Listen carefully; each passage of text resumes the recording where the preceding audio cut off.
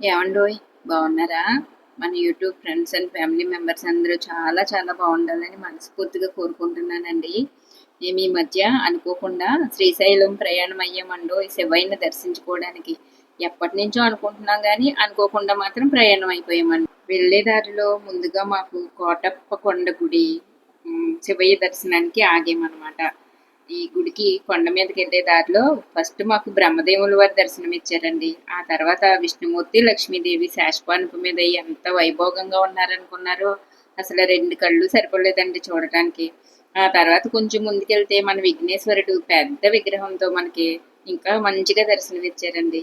ఆయన్ని దాటుకొని ఇంకొంచెం ముందుకెళ్ళాక మన మీద దక్షిణామూర్తి అంటే మన గురువు గారు కదండి, గురువులకి గురువు గారు దక్షిణామూర్తి ఈ వీరు దర్శనం ఇచ్చారండి. ఎంత బాగున్నారో చూసారా?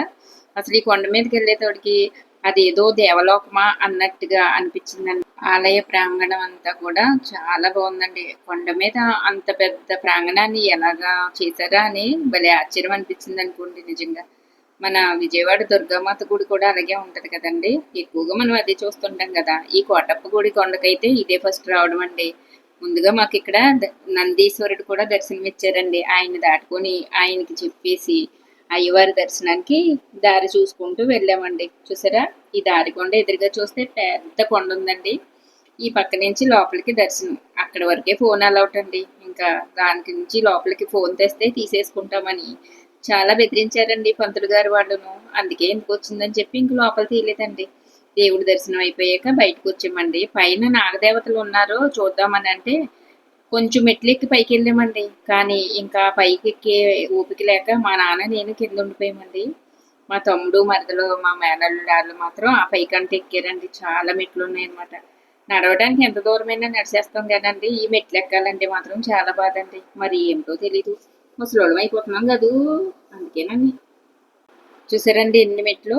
అంటే సగం కొండ నుంచి ఇంకా పైకంటా ఉన్నాయండి. ఆ మెట్లన్నీ ఎక్కలేక మా నాన్న అక్కడ కూర్చున్నారు, నేను ఇక్కడ నుంచుని మీకోసం వీడియో అంతా చూపిస్తున్నానండి. అంటే నాకు కూడా మెమరీస్లా ఉంటాయనండి. నాకైతే మాత్రం ఈ శివలింగం ఎంత బాగా నచ్చిందోనండి శివయ్య.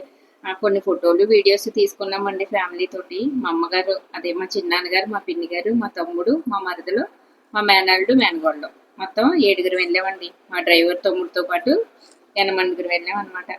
ఇంకా దర్శనం అంతా అయిపోయింది కదండి. కొండంతా తిరిగి చూసాక మరి మళ్ళీ శ్రీశైలం వెళ్ళిపోవాలి కదండి. తిరుగు ప్రయాణం అయ్యామండి. దారిలో విఘ్నేశ్వరుడికి చెప్పేసామండి, వెళ్ళొస్తాం తండ్రి, శ్రీశైలం వెళ్ళొస్తాం, జాగ్రత్తగా తీసుకెళ్ళమని. ఇంకా అక్కడి నుంచి శ్రీశైలం వచ్చేసామండి. ఇదిగోండి ఈ సత్రంలో ఈ రాత్రికి ఉండిపోయండి, రేపొద్దున అయ్యవారి దర్శనానికి వెళ్తున్నాం అనమాట. సర్లేండి, మిగతా విశేషాలన్నీ నెక్స్ట్ వీడియోలో చెప్తానండి. ఈ వీడియో నచ్చితే కనుక ఒక లైక్ ఇచ్చి ఏమనిపిస్తుందో కామెంట్ పెట్టండి.